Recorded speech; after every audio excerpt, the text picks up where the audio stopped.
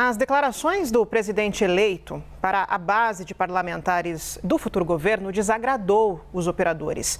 Lula afirmou que gastos em educação e assistência social devem ser considerados investimentos. Ainda no discurso, o petista questionou o motivo do país precisar de um teto de gastos e não deu sinais de qual será a âncora fiscal do próximo mandato. Enquanto o mercado reagia às falas de Lula, aliados defenderam que, em outros governos do petista, não houve descontrole das contas públicas.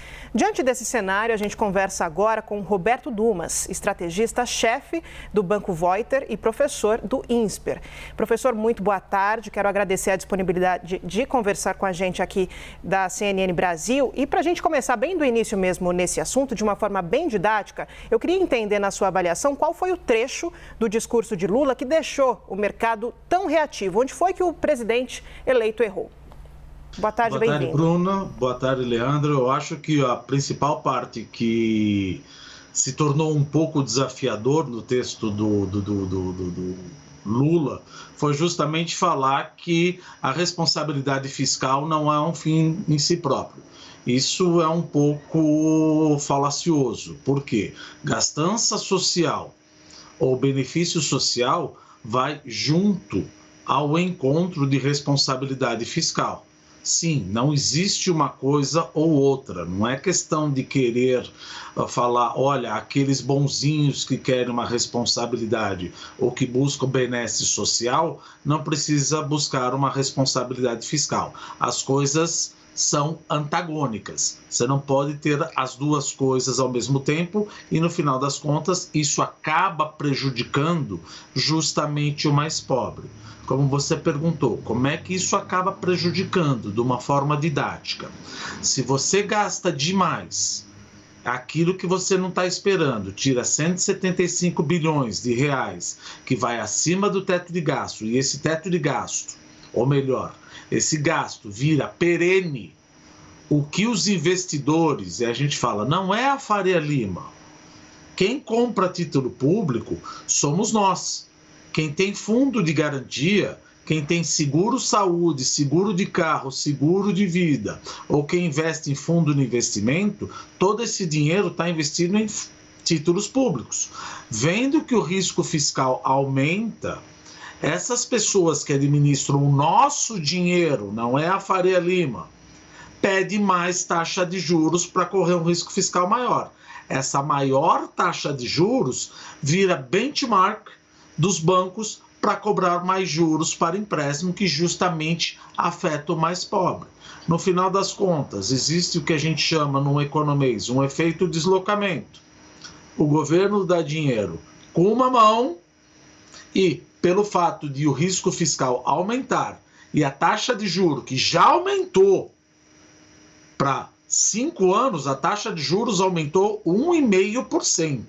A taxa de juros aumenta e aquele dinheiro que veio como são vasos comunicantes, parte e sai para comprar título público. Então não adianta querer fazer benesse. Se a economia é muito difícil, como a gente diz, a gente coloca de uma forma básica. A mesma coisa que eu chegar no banco e falar, olha, eu preciso de dinheiro para educação, preciso de dinheiro para alimentação, preciso de dinheiro para investir, mas eu estou com crédito limitado. Não quero que você cobre mais taxa de juros, você credor. O credor fala, olha, qual é o arcabouço fiscal, o plano de negócio que você tem, que você vai buscar retidão fiscal no futuro? Não, eu não vou buscar retidão fiscal no futuro. Eu acho que isso é inadiável. Bom, se é inadiável, você não vai buscar retidão fiscal, eu cobro mais taxa de juro, e isso afeta justamente quem está endividado e que tem menos garantia para oferecer quando vai tomar um empréstimo, que é justamente a classe de baixa renda.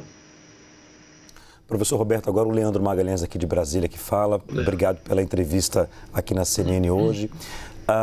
Professor, essa sinalização do mercado financeiro ao novo governo eleito, que vai assumir o ano que vem, foi não só uma sinalização pela fala em relação ao Auxílio Brasil, mas sim a forma como o governo pode agir o ano que vem.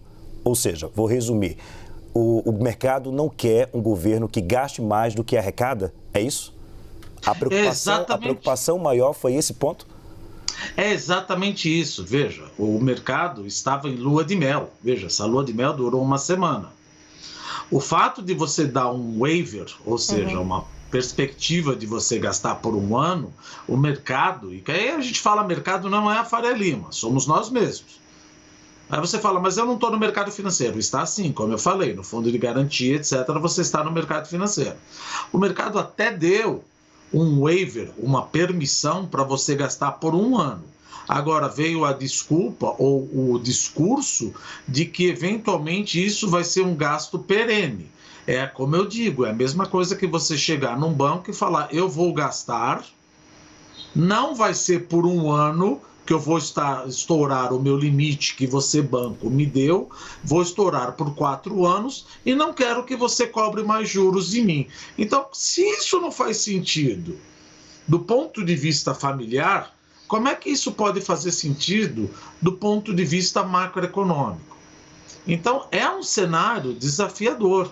Então, a gente vê que esse discurso, esperamos que não seja eventualmente implementado, ele seja, de certa maneira, restaurado, que existe uma preocupação do governo Lula em trazer um arcabouço fiscal que se preocupe com a retidão fiscal, porque senão não vai adiantar. A taxa de juros vai aumentar. Então você acha que vai ter maior crescimento? Não vai ter maior crescimento. Quem vai sofrer mais com mais taxa de juros, como eu falei, é aquele que está mais endividado. Quem está mais endividado é justamente a baixa renda que o presidente tenta ajudar. Então está completamente, de certa maneira, equivocado esse discurso, por isso que o mercado reagiu dessa maneira, depreciando o câmbio, puxando a taxa de juros e fazendo a bolsa cair. E muitos falam, a bolsa caiu. Olha, mas a bolsa sempre tem um perdedor e um ganhador. É verdade.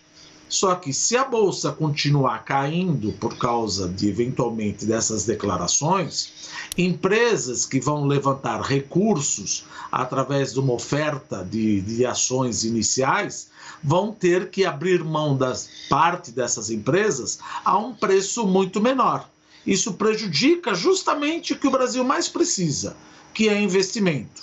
É você desconsiderar a importância do mercado de capitais na economia brasileira. Não é assim que a gente poderia começar. É um cenário desafiador, mas o mercado já deu o recado.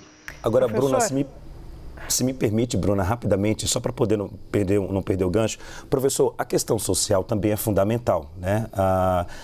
O Brasil não pode deixar a população à mercê, né? É fundamental. Qual seria uma das soluções mais rápidas? Seria o remanejamento de recursos dentro do orçamento do país ou corte de gasto? Vocês já perceberam nós já percebemos que toda a PEC, a proposta de emenda constitucional, geralmente ela sempre é para aumentar o gasto, aumentar o gasto, aumentar o gasto, aumentar o gasto. É nunca para diminuir alguma coisa. É nunca para diminuir. E aí, quando você fala de uma PEC para diminuir gastos obrigatórios, geralmente o pessoal sai gritando e fala, não, isso é um direito adquirido. Aí acontece o seguinte, o fato de você ter o direito adquirido não transforma as coisas infinitas. Se você quer gastar mais e não vai cortar de nenhum lugar, o risco fiscal aumenta. Então, não existe essa falácia daqueles que querem o bem e daqueles que querem o mal. Quem quer o mal é um sociopata, ninguém quer o mal aqui. Só que a gente sabe que sem a responsabilidade fiscal, toda essa benesse social, ela não vai ser traduzida, no final das contas, em benesse social. O pobre, como eu falei, o de baixa renda, vai sofrer mais, porque além da taxa de juros subir, que ele vai ter que pagar mais taxa de juros para tomar dinheiro emprestado, uma taxa de juros maior limita o consumo e limita o investimento. Então, se você achava que o Brasil eventualmente poderia crescer com mais benesses sociais, mais taxa de juros é um limitador do crescimento econômico do país, porque o consumo diminui e o investimento diminui. Para você que está chegando agora, a gente está conversando com o Roberto Dumas, estrategista-chefe do Banco Voiter. E, professor, para esse bate-papo, eu convido agora a nossa analista de política, Thaís Arbex. Ela tem uma pergunta para o senhor. Oi, Thaís. Obrigada, Bruna. Boa tarde, professor. Professor, durante os últimos anos, acho que ficou bastante evidente que talvez o teto de gastos não seja mais a âncora fiscal ideal para a nossa economia. A gente teve furos no teto sequentes, né, em anos sequentes. É claro que a gente teve a pandemia em 2020 que fez com que esse furo fosse muito grande, mas a minha pergunta é: qual é a solução para uma âncora fiscal que de fato tenha efetividade, que a gente possa garantir que não vai haver furos, mas que a gente também vai garantir a responsabilidade fiscal? Veja, garantir que não vai haver furo, isso você precisa garantir também que nós não teremos um populismo fiscal. Isso é difícil. O que o mercado está pedindo é que exista um arcabouço fiscal. Quer ele por um novo teto de gasto. Agora, não adianta ter um teto de gasto onde você tira, olha, educação não vale, saúde não vale, investimentos não vale. É a mesma coisa quando você vai pedir dinheiro no banco. Fala, olha, mas o salário que eu tenho que pagar ou a educação que tem que pagar, isso não está valendo no meu custo. Não é assim. Uma possibilidade seria ter metas de superávit primário, que aconteceu anteriormente. Outra possibilidade seria colocar metas de dívida por PIB, por exemplo, ou anticíclica. O que eu quero dizer com isso? Quando o Brasil vai mal e o crescimento do PIB cai, é permissível ou é permitido que a dívida PIB ultrapasse o limite inicialmente estabelecido. Quando o Brasil vai muito bem e o PIB está crescendo, então o limite da relação dívida-PIB cai. Você não pode gastar mais do que isso. E isso ajuda. Agora, não ter arcabouço fiscal e sair falando que vai gastar como pretensamente, falaciosamente, para benefício dos mais pobres, isso o mercado não aceita. Você pode até gastar, é como eu digo, mas o que tem no fundo do túnel? Existe alguma preocupação fiscal? E como o governo diz, veja, o governo de 2002, ele teve uma herança, veja, você teve commodities subindo, isso ajudou a você ter um superávit primário, o mundo crescendo, isso ajudou o preço do petróleo, de commodities, etc. E também a dívida pública não estava tão grande. Isso possibilitou. Agora nós temos o mundo crescendo menos, a receita vai cair e a minha dívida PIB, ou seja, já está em 77, pode ir para 84, 85, quiçá 90% para uns quase 4, 5 anos. E não tem jeito.